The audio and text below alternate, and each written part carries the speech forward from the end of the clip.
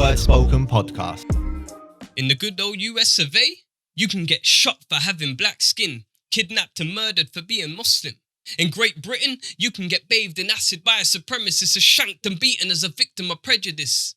And if I'm exaggerating, somebody please explain to me why the lack of melanin is the measurement of relevant residents accompanied by claims of white precedents with individuals spitting the same hate as the president while preaching American reverence. Like, no blacks, no Muslims, no Mexicans. But growing up, I was taught that diversity is a good thing. Yet I hear him screaming, "You don't belong here because of your skin, colour or your faith and religion. So what is living when this world is a prison?" Hold on, wait, I'm half white. So does that mean I'm at least half entitled to white privilege? Maybe life would be all right if I was all right. I mean all right if I was all white. Like, what about those equal rights? Like, I just want to know why a man of colour or Islam is harsher vilified than a white man that commits the same crime. When I was young, I used to wonder why they said the truth hurts, until I discovered how Malcolm and Martin returned to the earth. And these days when I think of the KKK, I'm reminded of Britain First. And I'm wondering what would happen if Muslims organised a protest outside of a church. I mean, I'm unsure what's worse. The fact that in some parts of the US, the KKK still operate, or that in the UK, Britain First are free to incite violence through hate. I should probably try not to be so biased to my black side. But I just want to know how many CDs it takes to end a person's life. Honestly, I just don't want to see any more black people choked to death on the justice system. And I'll admit, I'm scared of the day I have kids. And my son comes home from school one afternoon, runs upstairs to his room, goes on the internet and brings up Google. And shortly after runs back downstairs and says, "Dad, today I discovered I should keep it a secret. I pray 5 times a day." And when I ask him why, he replies, "Because I'm the media's definition of a terrorist."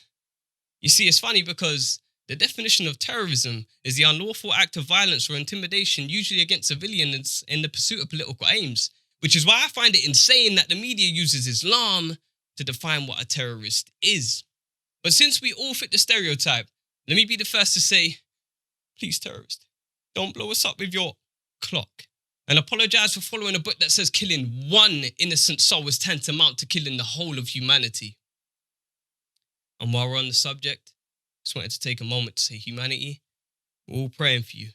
I know you haven't been doing too well since neglect forced empathy to commit mass suicide. Like, how many times can humanity be subjected to genocide and still be expected to survive? And it's ironic how the paddock only holds men like Stephen within the frame of mental health and historical reasoning. And considering labels of race and religion specific, it would be a complete injustice for us to refer to a white Caucasian male that guns down 59 innocent people as anything less than a terror. I mean, mentally challenged.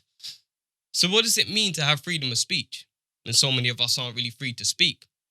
With the objective being to nod along and abide by whatever it is the media and its propaganda teach. Like, Muslims are terrorists and all blacks are violent. Like, I can't breathe, but you better remain silent. Like, apologise for crimes you didn't commit. Like, I'm sorry I'm here as a consequence of war. Like, I'm sorry I fled my country in hope of a change. Like, I'm sorry for declaring we all bleed the same. Like, I'm sorry this is my colour of skin, and I'm sorry growing this beard is obscene, and I'm sorry for labelling myself a human being, and for claiming that the actions of the minority should never reflect that of the majority. And this is what I write. To be a voice for the voiceless in a time where it's easier to voice less. And the truth is the easiest way to get writer's blocked. But the truth is the only reason I don't suffer from writer's block.